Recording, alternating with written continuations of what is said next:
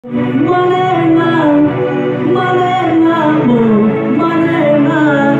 guys, जों दा तामुलपुराव थांबायदो दाख्लै बड' आर्टिस्ट एस'सिएशननि मिटिं बा प्रग्राम मोनसे जादोंमोन ना इयाव टिकेट मा होनो कार्ड मोनसे एप्लाइ होदोंमोन आरो गासैबो आर्टिस्टफोरानो बेखौ दा लायनो थांबायदो जोङो माने कार्डआ दावहारुनिसो दावहारुआ उनथिं दोङो दे उनथिं नै हाबसोना दोङो इनो दावहारुआ कार्ड लायनो थांबायदो जोङो तामुलपुराव दा प्रग्रामा थांखांबाय दाख्लैनो थांनायालाय जों दासो थांबाय थादों मोनसिगोनानो Tamulpur Ada nih ya. Kamu dah sini. Finally जों दा कार्डखौ लाखांबाय थांनो जों तामुलपुरनिफ्राय दा ओंखारलांसै तामुलपुरनिफ्राय जों दा डाइरेक्ट आरो मोनसे प्रग्राम दोङो मा राज फुजानि कार्ड माने कार्डखौ बुजियाखैलै कार्ड मानिखौ सिंगार आइडेन्टिटि सिंगारफोरनि आइडेन्टिटि आरो कार्ड जिखुनु कालसारनि सबनिबो होदो आरो मोनसे सिंगारनि बे सिंगारनिमोन दाहारुआथ' सिंगारखा सिनायखायो सबबो ini Bisumini dakulidaku लोगो मोनदोंमोन बारा भिडिअ बानायस्लाबनो मोनजा एकदम मुखा खाय थांबाय आरो नारो मानो गोबाखै दिनि दाखालि सारकिनिफ्राय दाखालि लोंनाया दिनैसो गोबा दं सोलाबाखैमोनलै दाखालि ना सोलाबाखैमोन आरो गोबानो दिनै होबाय आरो इमान दामि जागा तामुलपुरावसो गोबायबाय नङ इमान लामा दंमोन लामा गाज्रि फैबाय तामुलपुरावसो गोबाव फैबाय आरो नों दा मा खालामनो आरो Hello everyone. Ini first time vlog बनायदो दिनै दावहारुनि थाखाय आरोना दिनै नाइट प्रग्राम दङ ग्रासलेन्डथिं जायफ्रा ग्रासलेन्डथिं थांनो मोनबाय बिसोरो मोनसे एलपि स्कुल दङ बेखौ नुदो जानो हागौ बेयाव जोंनि नाइट प्रग्राम दङ आरो ना दावहारु मा होनगोन दा मा होनो नाइट प्रग्राम ना नाइट प्रग्राम राज फुजा मा गान खनगोन आरो दा आदिबासि लादों आरो ओमफ्राय नेपालि लादों ओमफ्राय एसामिस लादों ओमफ्राय बेंगलि लादोंमोन ओमफ्राय गावनिथ' थाखायो नालाय बर'आ ओमफ्राय हिन्दीखौबो नायनोसै आरो जेनेबा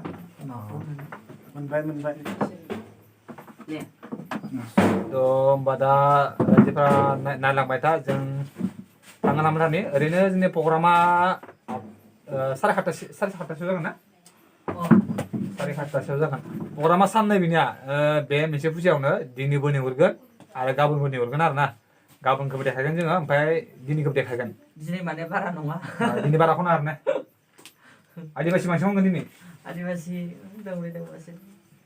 दंबासो जों दा नै साबेसे थांगोन जों दा गासै जोङो गासै आं हिसाब मोननो लायाखैलै खोन्थादोब्रा बिदा हिसाबै जों गासै साब्रै सयजन जागोन गासै सयजन जागोन जोङो गासैबो नै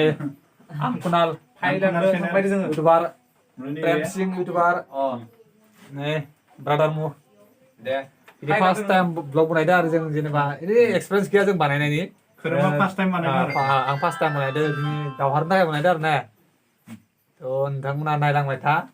एक्सपिरियेन्स गैयाबा बनायनो सोलोंलांगोन जोङो प्रग्रामखौ खोन्थाहैगोन प्रग्रामखौ दा प्रग्रामखौ नुगोन नोंसोरो थांबाय थादों होमबा नै रायजोफोर जों नै ग्रासलेण्ड खाथिनि राज फुजायाव मोनफैबाय दा नोंथांमोना नायलांनो हासिगोन दावहारु बसुमतारिनि गान खननायखौ जों लाना फैदों बे जायगाया नैबे ग्रासलेण्ड फैग्राफ्रा मिथिगोन आरो जाखो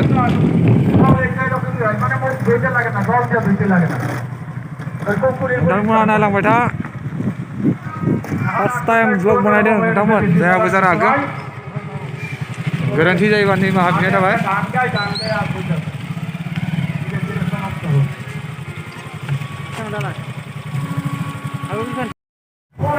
दावराव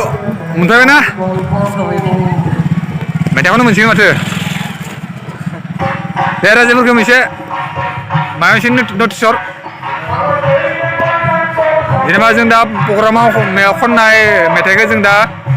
जोंनि नैबे केपि बर' रिभार इउटुब चेनेलाव हगारगोन आरो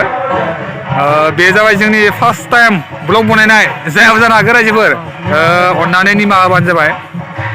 दे माबा मोनसे बुंदो आरो आरो बेयावनो नुगोन माने आंनि मेथाइ खननायखौ स्टेज प्रग्रामखौ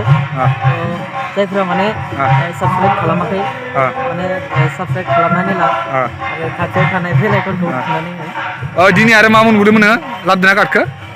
कार्डखौ आं लाबोनाय जायाखिसै लाबोआखैना दे बुंलाय बेयो माने जोंनि BKWAC नि बड' आर्टिस्ट एस'सिएशननि मोनसे कार्ड आरो बियो माने सिंगारफोरा मोनो बेखौ ओमफ्राय सिंगारनिल' नङा एक्टर एक्ट्रिस माने आर्टिस्टफोरानो मोनो आरो बेखौ आर्टिस्ट औ बड' आर्टिस्ट बड' आर्टिस्ट एस'सिएशन आइडेन्टि कार्ड आरो बेयो मोनसे माने मोनसे माबानि कालचार माने सिनायथि आरो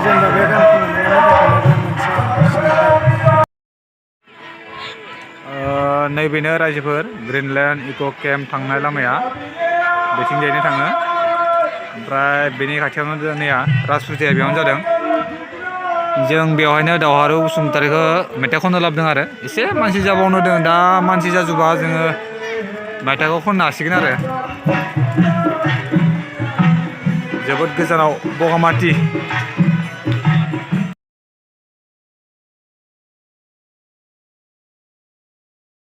Hello.